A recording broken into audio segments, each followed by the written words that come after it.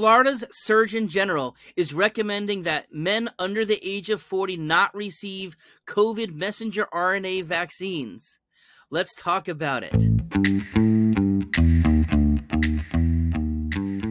Hey everybody, so you may have heard that Florida has once again bucked federal policy by suggesting that people not be vaccinated, especially if they're men under the age of 40 with messenger RNAs.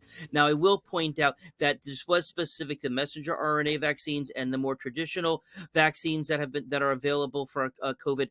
He did not make that recommendation about it's specifically to the messenger RNAs, in other words, the Pfizer and the Moderna vaccines. Now, in the show description, I did put a link to the analysis that was published to support his decision, as well as the press release that went out along with this from the Department of Health. So I do encourage people to look through that and kind of see the details of it. But I am going to react to what I see now, because I do see things that are concerning in terms of the way that most medical research and the way doctors make decisions, et cetera, et cetera. Now, what he was on to say first is that the press release itself says this analysis found that there is an 84% increase in the relative incidence of cardiac-related death among males 18 to 39 within 28 days following their most recent messenger RNA vaccine. Actually, it doesn't say most recent, but that's what it is, so I threw that in there. It then goes on to say, with a high level of global immunity to COVID-19, the benefit of vaccination is likely outweighed by this abnormally high risk of cardiac death related among men in this age group. Non-messenger RNA vaccines were not found to have these. Now, if this information is accurate, for sure it needs to be taken into account when a young male is making a decision, doing proper informed consent, and weighing the benefits relative to the risks of this medical intervention. And 84% means almost doubling. So 100% would be a doubling in the cardiac death rate over baseline. So 84 is just a little bit less than a doubling of those numbers. And of course, if this is real, that is a big thing. And of course, we would hope that there would be other studies that would corroborate it too, because I was also always taught when a study comes out, you look at it, you analyze it, you file it, and wait for other studies so that you can get, because different researchers have different patient populations or different ways of doing things or different mechanisms, etc. So it's always good to never make a decision based upon one particular test. Now, as far as this goes, so the scientific data needs to be collected. There are other issues that need to be taken into account, obviously, for a person who's making informed consent, as we talked about, whether they've had a past infection and has immunity from that, whether their particular health status, if they may be high risk, whether they may be exposed to somebody that's high risk, etc., whether they have antibodies circulating in their body that proves that they have some level of protection. Those all should go into making a decision as to the risks versus benefits, and of course, if there is a significant side effect risk, which is what this is being reported. Now, when I first saw this analysis, which you'll see below, I first noted it's not a published study. A study that you'll always see the journal name on it, you'll see the authors, the institutions that they're involved with, and then, of course, a journal study should then go on to be peer-reviewed, okay? There is no such thing as a perfect study, but it is critical for research to be reviewed by experts in order to see if there are any things that maybe the researchers, even well-intentioned, may have missed that could call the results into question. Okay.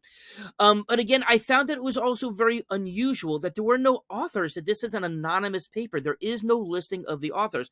It's nice when you're reviewing medical research to say, well, who did the study? Who are they affiliated with? What's their backgrounds with?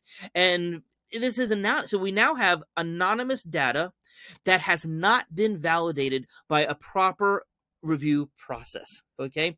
Now, these undeclared, these anonymous authors then made some very specific comments about the limitations of their data. This is directly from the paper.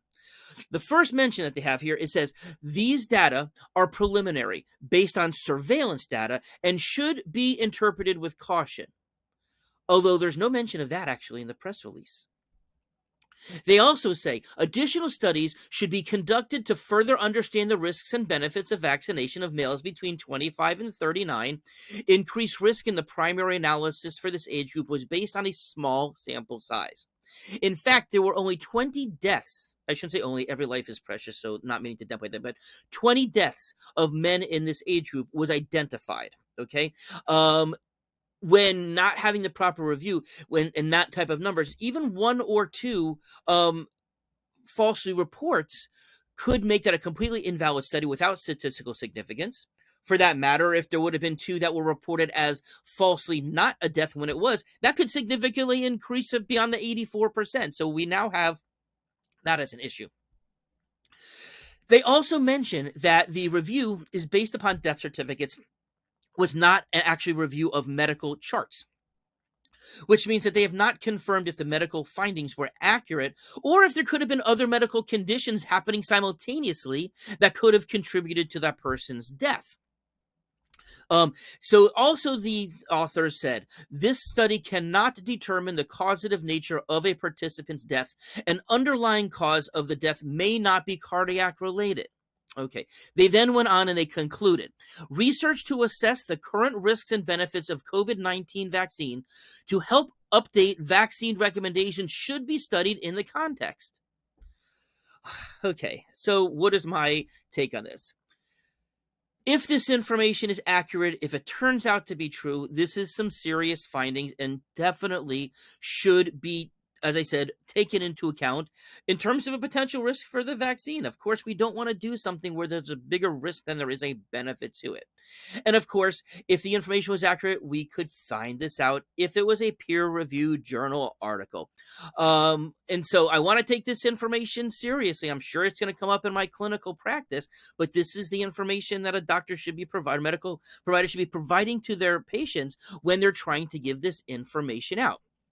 Also, because at this stage of the pandemic, most people have had SARS-CoV-2, and therefore, if they had a more recent infection, of course, they're more likely to be protected. So again, part of that risk versus benefit question would go into what is a person's vaccine status, what is a person's already, and what is their status in terms of infections, let alone everything else. But in my opinion, based upon what has been shared with the public, the Florida Surgeon General has once again acted irresponsibly, this time using anonymous, non-validated data to recommend that the young males not be vaccinated against COVID using messenger RNA vaccines.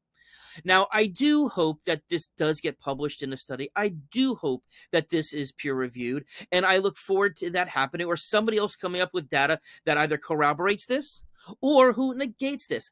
That's the scientific process. That's the way that information should be provided to people. That's the way that policy should be made, not this way. So anyways, I hope that helps make sense to you as to what went down with the Surgeon General's warning. If you like this information, please share it with others. Of course, please subscribe to our YouTube channel. Please join us on our Patreon and join us on our other social medias, including our new podcast. Thanks and have a great day.